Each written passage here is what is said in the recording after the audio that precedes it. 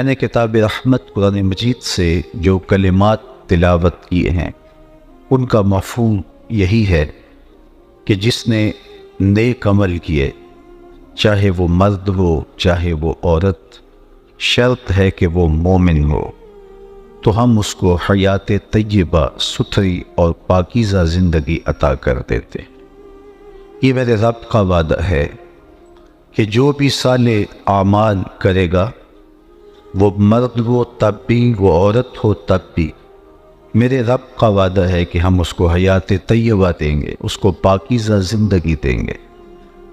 وہ اس دنیا سے رخصت ہو جانے کے بعد بھی دلوں میں زندہ رہے گا، دماغوں میں خوشبو بن کے تازہ رہے گا، اور خیالوں میں اور سوچوں میں اس کا چہرہ گھومتا رہے گا۔ دنیا پہ کتنے لوگ آئے اور چلے گئے، زمانہ ان کا نام بھی نہیں جانتا۔ میاں صاحب نے تو کہا تھا کہ سہ سہ جوڑ سنگت دے ٹٹھے، اوڑک بتھا پئیاں جنہ باجوں ایک پل نے سجیندے، شکلاں یاد نہ رہی۔ قبروں کے نشان تک بھول جاتے ہیں۔ مشتاق یوسفی نے کیا خوب کہا تھا، مٹ گیا مشتاق دل سے رنگ یاد رفتگاں، پھول مہنگے ہو گئے قبریں پرانی ہو گئی۔ کون کسی کو یاد رکھتا ہے، اور کس کے پاس وقت ہے کہ کسی کو یاد رکھے؟ لیکن جنہوں نے اپنی زندگیاں اللہ اور اس کے رسول کے نام لگا دی ہوتی ہیں، نہ ان کی قبریں پرانی ہوتی ہیں اور نہ عقیدتوں کے پھول مہنگے ہوتے ہیں۔ محبتوں کے سلسلے ان کے ساتھ قائم ہوتے ہیں، اور ان کا صدقہ جاریہ ان کی قبر کی روشنی کا ساواں بنتا ہے، اور ان کے نیک اور صالح اعمال لوگوں کے دلوں کے اندر تازگی پیدا کرتے ہیں، اور ان کی محبت کو کبھی بھی ختم نہیں ہونے دیتے۔ تو کہا جس نے بھی نیک عمل کیا، چاہے وہ مرد ہے چاہے وہ عورت ہے، شرط ہے کہ وہ مومن ہے، فَلَنُحْيِيَنَّهُ حَيَاتًا طَيِّبَةً، ہم اسے ستھری اور پاکیزہ زندگی عطا کر دیتے ہیں۔ امام قرطبی علیہ رحمہ لکھتے ہیں کہ پاکیزہ زندگی کا تصور دنیا کے اوپر اس کو یہ نصیب ہوتا ہے کہ وہ ایک مطمئن زندگی بسر کرتا ہے۔ جب خوبصورت اعمال کے ذخیرے سے اپنے نامہ اعمال کو پر نور کرتا ہے ایک بندہ مومن، تو پھر اس کی مطمئن زندگی ہوتی ہے، ورنہ دولتوں کی کثرت کے باوجود بے چینیاں جان نہیں چھوڑتی، زندگی کے اضطراب ختم نہیں ہوتے، ہر وقت انسان ایک انجانے خوف میں مبتلا رہتا ہے۔ لیکن اگر وہ اپنے آپ کو نیکی کی راہوں پہ ڈال دیتا ہے، اللہ اس کے قلب کو طمانینت کا نور نصیب فرماتا ہے۔ ایک مفہوم یہ بھی بیان فرمایا کہ اللہ اس کو قناعت کی دولت عطا کر دیتا ہے، اور یہ بہت بڑی دولت ہے جس کو نصیب کر دی گئی۔ ورنہ انسان کا پیٹ بھر جاتا ہے، انسان کی آنکھ نہیں بھرتی۔ کوزائے چشم حریصاں پر نشد، تا صدف خانے نشد پر در نشد۔ رومی کہتے ہیں کہ پیٹ بھر جاتا ہے، آنکھ کا پیالہ نہیں بھرتا۔ آپ دیکھتے نہیں ہیں کہ کھرب پتی ہونے کے باوجود بھی نفس کی کمینگی نہیں جاتی۔ آپ کے اس وطن میں بسنے والوں کو اس سے بہتر اندازہ، اس سے زیادہ بہتر اندازہ کس کو ہو سکتا ہے؟ نفس کی کمینگی ختم نہیں ہوتی۔ قناعت ایک ایسی دولت ہے کہ جو مطمئن زندگی کی ضامن بنتی ہے۔ شیخ سعدی شیرازی فرماتے ہیں کہ پیٹ بھرتا ہے لیکن آنکھیں نہیں بھرتی۔ آنکھوں کو دو چیزیں بھرتی ہیں، یا قبر کی مٹی بھرتی ہے، یا صبر کا اور قناعت کا پانی بھرتا ہے۔ تو اس لیے جس شخص کو اللہ تعالیٰ جل شانہ کے حضور نیاز مندی کا سلیقہ آ گیا اور صالح اعمال اس کی زندگی میں شامل ہو گئے، تو جو بھی اس کو میسر ہوتا ہے اس پر وہ قناعت کر لیتا ہے، اور قناعت کی دولت جس کو نصیب ہو جاتی ہے، اللہ تعالیٰ اس کو دنیا میں بھی ایک مطمئن زندگی دیتا ہے، اور آخرت میں بھی اس کا بہتر صلہ عطا کرتا ہے۔ صرف ایک حدیث سیدنا علی المرتضیٰ رضی اللہ تعالی عنہ سے مرویات آپ سماعت کر لیجئے یہ مخبر صادق حضور نبی رحمت صلی اللہ علیہ وآلہ وسلم نے ارشاد فرمایا، جو اللہ کے دیے گئے تھوڑے رزق پہ راضی ہو گیا، اللہ قیامت کے دن اس کے تھوڑے عملوں پہ راضی ہو جائے گا۔ بندے کو تو ضرورت تھی، لیکن ضرورت کے باوجود بھی اللہ کی تقسیم پہ راضی ہو گیا کہ مالک تو نے مجھے جس حال میں رکھا ہے میں اس پہ مطمئن ہوں، اس پہ میں بابا راضی ہوں۔ تو جو اللہ کی تقسیم پہ راضی ہو گیا، نہیں ہوگا تو پھر بھی کیا ہوگا؟ ہوگا تو وہی۔ کسی نے حضرت واصف علی واصف سے پوچھا تھا کہ غم کسے کہتے ہیں، تو انہوں نے کہا اللہ کی مرضی اور اپنی مرضی میں فرق کا نام غم ہے۔ بندہ چاہتا ہے کہ یہ ہو اور اللہ چاہتا ہے کہ یہ ہوگا وہی جو رب چاہے گا۔ تو آپ اپنی مرضی کو اللہ کی مرضی سے جب الگ کریں گے تو زندگی دکھوں کا مجموعہ بن جائے گی، اور جب اپنی مرضی کو مالک کی مرضی میں فنا کر دیں گے تو وہ دکھ بھی سامان راحت بن جائیں گے۔ جب اپنے آپ کو اس کی مرضی میں فنا کر دیا تو یہ اس کی رضا کے سانچے میں ڈھال کر کے آپ ایک مطمئن زندگی بسر کرتے ہیں، ورنہ ساری زندگی عدم اطمینان کا شکار رہیں گے۔ وہ کیا کسی نے کہا نا، جی سونا میرے دکھ وچ راضی تے میں سکھ نو چلے ڈاواں۔ تو جب بندہ اس کی رضا پہ راضی ہو گیا، اس کی تقسیم پہ راضی ہو گیا، تو پھر ایک مطمئن زندگی اس کو نصیب ہو گئی، اور اس کے پاس کچھ ہے تب بھی مطمئن ہے، اور اگر اس کے پاس نہیں ہے تو تب بھی مطمئن ہے کہ یہ میرے رب کی رضا ہے، میرا رب مجھ کو اس حال میں رکھنا چاہتا ہے اور میں اس حال پہ مطمئن ہوں۔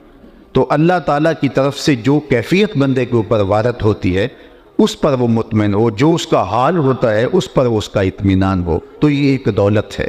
تو کہا جو اللہ کے دیے گئے تھوڑے رزق پہ راضی ہو گیا، اللہ قیامت کے دن اس کے تھوڑے عملوں پہ راضی ہو جائے گا۔ اب ذرا اس کا دوسرا رخ بھی دیکھ لیجئے، یہ تو حضور علیہ السلام کا فرمان ہے۔ اب جو اللہ کے دیے گئے تھوڑے رزق پہ راضی ہو گیا، اللہ قیامت کے دن اس کے تھوڑے عملوں پہ راضی ہو جائے گا، اور جو اللہ کے دیے گئے زیادہ پہ بھی راضی نہ ہوا تو پھر وہ دیکھے کہ اس کا حساب کس طرح ہوگا اور وہ اللہ کا سامنا کس طرح کرے گا۔ تو یہ ایک دولت ہوتی ہے، اور یہ صالح اعمال کا نتیجہ ہوتا ہے جو بندہ مومن کو اللہ تعالیٰ عطا فرماتا ہے۔ حیات طیبہ کا ایک مفہوم یہ بھی بیان کیا گیا کہ رزق حلال، یعنی اللہ تعالیٰ جل شانہ جس بندے کو پسند کرتا ہے اس کو رزق حلال نصیب کرتا ہے، حرام سے اللہ اسے محفوظ کر لیتا ہے، کیونکہ رزق حلال کی دولت ایک ایسی دولت ہے جو اللہ کے قرب کی ضامن بن جاتی ہے اگر ایمان اور صالح اعمال پائے جائیں۔ اور اگر رزق حلال میسر نہیں ہیں تو آپ کے سجدے، آپ کی نمازیں اور آپ کے دیگر اعمال اللہ کی قربت کا ذریعہ نہیں بنتے۔ حضور نبی رحمت صلی اللہ علیہ وآلہ وسلم نے اس شخص کا ذکر کیا کہ جو ایک طویل سفر کاٹ کے سین حرم میں جا پہنچتا ہے، اور اس کے بال اٹے ہوئے ہیں غبار سے، لباس پھٹا ہوا ہے، سفر کی تکان چہرے سے علیحدہ ہے، یمد یدیہ، اور لمبے لمبے ہاتھ کر کے دعائیں مانگتا ہے، لیکن حال کیا ہے؟ اس کا کھانا حرام کا ہے، اس کا پینا حرام کا ہے، اس نے جو لباس پہنا ہوا ہے اس کا تارو پوت حرام سے ہے، اس کو غذا دی گئی ہے تو حرام رزق کی دی گئی، اس کا بدن پلا بڑا ہے حرام کی کمائی سے۔ تو میرے حضور فرماتے اس کی دعا کیسے قبول ہوگی؟ نہ صرف کہ اس کی اپنی دعا رد کر دی جاتی ہے، بلکہ نیک لوگوں کی دعاؤں سے اس کا حصہ نکال دیا جاتا ہے۔ نیک لوگ دعائیں مانگتے ہیں اور پوری امت کے لیے دعائیں مانگتے ہیں، اپنوں بیگانوں کے لیے دعائیں مانگتے ہیں، لیکن جو شخص رزق حرام کا عادی ہوتا ہے تو ان پاک لوگوں کی دعاؤں میں جس کا حصہ می کی طرح برستا ہے، کہاں کہاں اللہ کی مخلوق موجود ہوتی ہے، جو قبروں میں بھی جا چکے ہیں ان تک بھی اس دعا کا حصہ پہنچتا ہے۔ جب صالحین اپنی تنہائیوں میں دعا مانگتے ہیں، اپنی حجروں میں بیٹھ کر کے پوری امت کے لیے ہاتھ اٹھاتے ہیں، اور ان کے اٹھے ہوئے ہاتھوں کی اللہ لاج رکھتا ہے اور ان کی دعا کے ایک ایک حرف کو قبول کرتا ہے۔ لیکن اگر رزق پاک نہیں ہے تو ان لوگوں کی دعاؤں سے حصہ نکال دیا جاتا ہے۔ اب بتائیے وہ کتنا بڑا محروم ہے، اور اس کے پلے کیا باقی بچا اگر اس کا رزق ہی پاک نہیں ہے۔ تو جب کوئی صالح اعمال کرتا ہے ایمان کی شرط کے ساتھ، وہ مرد ہے یا وہ عورت ہے، تو اللہ جل شانہ اس کو جو ستھری اور پاکیزہ زندگی دیتا ہے، اس پاکیزہ اور ستھری زندگی کا ایک روپ یہ ہے کہ اللہ تعالیٰ جل شانہ اس کو رزق حلال نصیب فرما دیتا ہے۔ اللہ تعالیٰ جل شانہ پر رضا کا نصیب ہو جانا، امام قرطبی نے ایک معنی یہ بھی بیان فرمایا ہے کہ اللہ کی تقسیم پہ راضی ہو جانے کا مزاج پیدا ہو جائے۔ تو یہ وہ دولت جس کا اجمالی تذکرہ ابھی میں نے کیا، یہ اس شخص کا مقسوم ہے اور اس شخص کا مقدور ہے جو صالح اعمال ایمان کی شرط کے ساتھ کرتا ہے۔ یہ تو ہے اس کا دنیا کے اندر صلہ، لیکن اس کی آخرت بھی خوبصورت ہوتی ہے۔ اللہ اسے مغفرت کے نور سے مالا مال کرتا ہے، اس کو غفران و رحمت کے پردوں میں ڈھانپ لیتا ہے، اس کی زندگی کی کوتاہیوں سے اللہ درگزر فرماتا ہے، اللہ اکبر، اور اس کا حساب آسان بھی فرماتا ہے، اور اس کا نامہ اعمال دائیں ہاتھ میں قیامت کے روز دیا جائے۔ تو یہ صالح اعمال کا نتیجہ ہے جو اس کا مقسوم ہوگا، اللہ اکبر۔ اور حیات طیبہ کا یہ بھی مفہوم ہے کہ وہ اس دنیا سے رخصت ہونے کے باوجود بھی دلوں میں، دماغوں میں، روحوں میں بن کے، زندہ بن کے اپنی زندگی کی بہاری لوٹاتا ہوا محسوس ہوتا ہے۔ دنیا کے اوپر کتنے لوگ آئے اور چلے گئے، ان کا نشان بھی باقی نہ بچا۔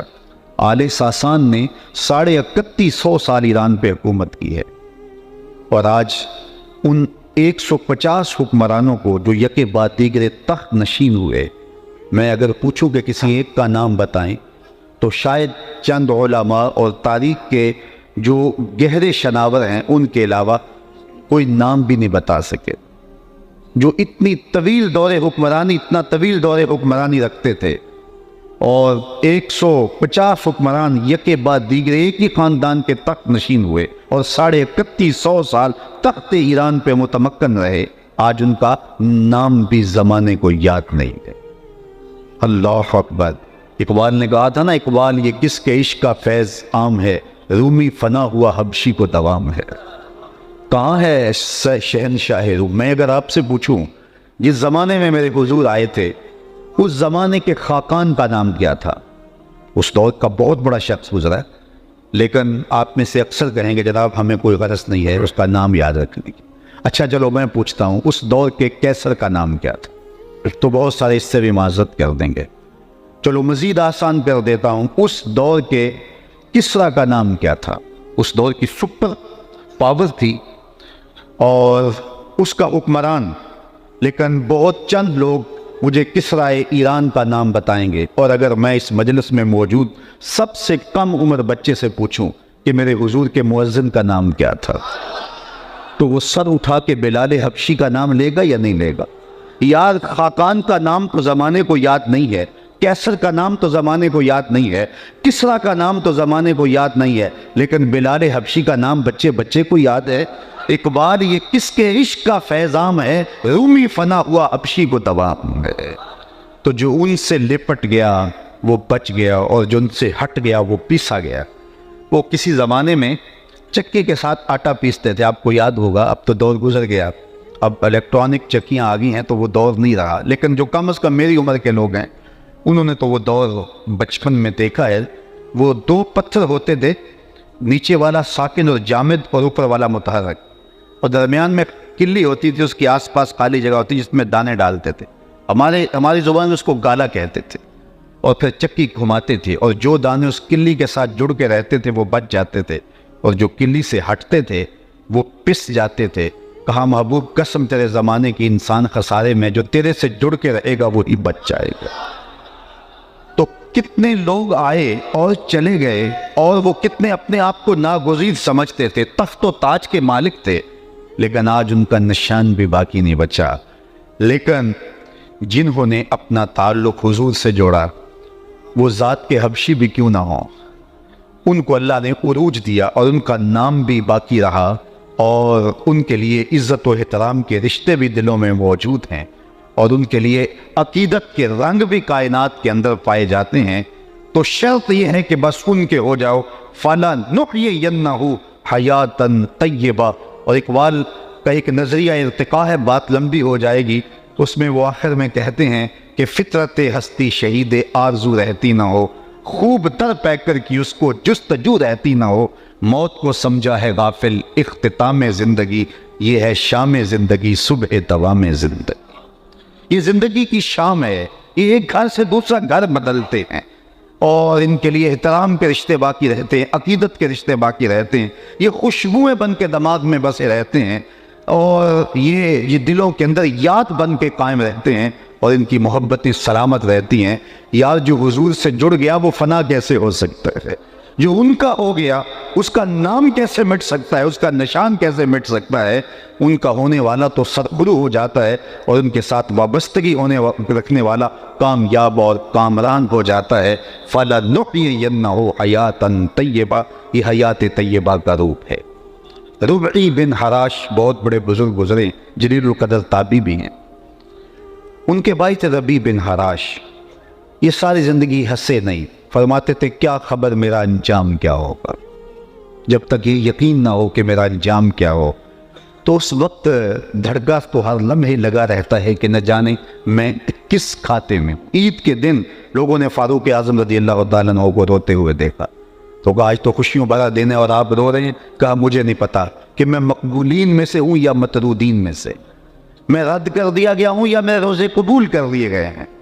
تو جب تک یہ یقین نہ ہو، حضرت ابی ملیکہ فرماتے ہیں میں 30 اصحاب رسول سے ملا ہوں، بخاری کتاب الایمان اٹھائیے، 30 اصحاب رسول سے میری ملاقات ہوئی ہے اور کہتے ہیں میں نے ہر ایک کو اپنی آخرت کے بارے میں، اپنے خاتمے کے بارے میں ڈاڈا فکر مند پایا ہے۔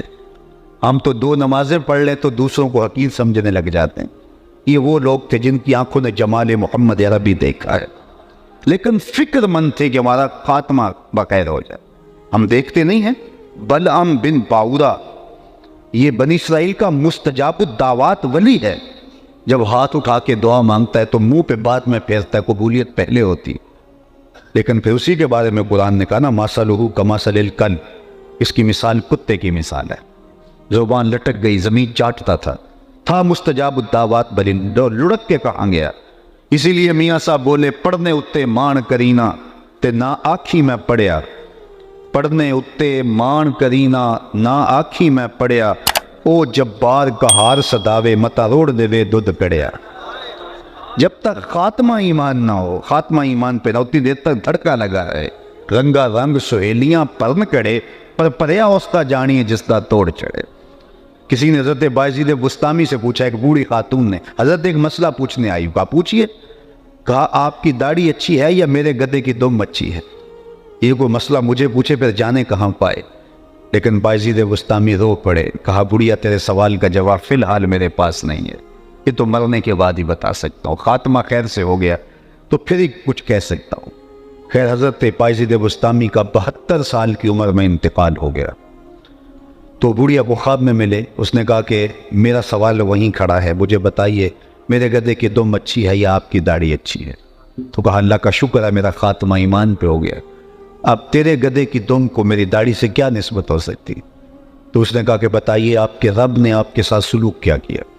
تو حضرت بایزید بسطامی کہتے ہیں کہ جب میں مالک کے روبرو حاضر ہوا تو میرے مالک نے مجھے پوچھا اے بوڑھے بتا میرے پاس کیا لے کر آئے؟ 72 سال کی عمر میں انتقال ہوا تھا، اے بوڑھے بتا میرے پاس کیا لے کر آئے؟ تو میں نے جواباً عرض کی مالک بادشاہوں کی چوکھٹ پہ فقیر آئیں تو شہنشاہ فقیروں کو یہ تو نہیں پوچھتے کیا لے کر آئے ہو، فقیروں کو تو بادشاہ یہی پوچھتے ہیں کیا لینے آئے ہو، میں لے کر کچھ نہیں آیا، تیری رحمت کا سوالی بن کے آیا ہوں، اللہ نے بغیر حساب کی میری مغفرت فرما دی۔ تو کہا میں مغفرت و غفران کے پردوں میں ڈھانپ لیا گیا ہوں، اب تیرے گدے کی دم کو میری داڑھی سے کیا نسبت ہو سکتی؟ تو جب تک یہ یقین نہ ہو کہ میرا انجام کیا ہے، دھڑکا لگا رہے، ڈر لگا رہے۔ مومن کی یہ زندگی ہے۔ سعدی شیرازی کتنی خوبصورت بات کر گئے، ہمارے درس نظامی میں بچوں کو آغاز یہاں سے کروایا جاتا ہے، کتنے حکیمانہ انداز سے وہ باطن کی تربیت کرتے ہیں، روحوں کے زنگ اتارتے ہیں۔ فرماتے اس دنیا پہ تو آیا تھا تو تو روتا تھا، یہ ہنستے تھے۔ جب بچہ پیدا ہوتا ہے تو اس کا پیدا ہونے کے بعد والدین کو یقین نہیں ہوتا یہ زندہ پیدا ہوا ہے یا مردہ پیدا ہوا ہے، جب تک وہ روتا نہیں ہے اتنی دیر تک جو ہے وہ اس کے بارے میں کوئی حکم نہیں لگتا۔ اس کو استحلال کہتے ہیں ہماری اصطلاح کے اندر۔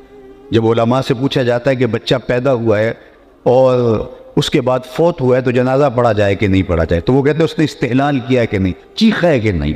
استحلال کہتے ہیں چیخنے کو۔ یہ پہلی رات کے چاند کو جو ہلال کہتے ہیں تو وہ بھی اس لیے ہلال کہتے ہیں کہ اس کو دیکھ کے بھی بچے شور مچاتے ہیں کہ چاند طلوع ہو گیا۔ وما الا بہ لغیر اللہ، یہ بھی یہاں سے نکلا ہے، لوگوں نے اس کو غلط مفہوم دے دیا۔ جب عند الذبح وہ جو پکار اٹھتی ہے وہ اللہ کے نام کے علاوہ کسی اور کی پکار نہیں ہونی چاہیے۔ اگر کس نے جانور ذبح کرتے ہوئے کہا بسم شیخ عبد القادر جیلانی تو حرام ہو جائے گا، بسم محمد بھی کہا تو حرام ہو جائے گا۔ اس لیے وہ اللہ کے نام کے علاوہ کسی اور کی پکار نہیں ہونا چاہیے۔ تو باقی وہ 11ویں کا ہو، وہ 12ویں کا ہو، وہ عقیقے کا ہو، ولیمے کا ہو، لیکن جب ذبح کیا جا رہا ہے تو وہ آواز اللہ کے نام کی ہونی چاہیے۔ تو بچے کا چیخنا اس کی زندگی کی دلیل ہے۔ بلکہ امام طبرانی نے اپنی معجم میں اس کی وجہ بھی لکھی۔ حضور سے پوچھا گیا کہ حضور جب بچہ پیدا ہوتا ہے تو وہ چیختا کیوں ہے، وہ روتا کیوں ہے؟ تو فرمایا اس کے ساتھ ایک ہمزاد جنم لیتا ہے جو اس کی پسلیوں کو چھیڑتا ہے اور جس سے وہ روتا ہے، چیختا ہے۔ تو انہوں نے دست بست عرض کی حضور جب آپ آئے تھے تو آپ کے ساتھ بھی ہمزاد آیا تھا؟ فرمایا ہاں میرے ساتھ بھی آیا تھا۔ تو کہا پھر اس نے کوئی ایسی حرکت تو نہیں کی؟ فرمایا اس نے حرکت کیا کرنی تھی؟ فلما رآنی اسلم، جب اس کی نظر میرے چہرے پہ پڑی لبوں پہ کلمہ جاری ہو گیا۔ دیکھنے والے کہا کرتے ہیں اللہ اللہ، یاد آتا ہے خدا دیکھ کے صورت تیری۔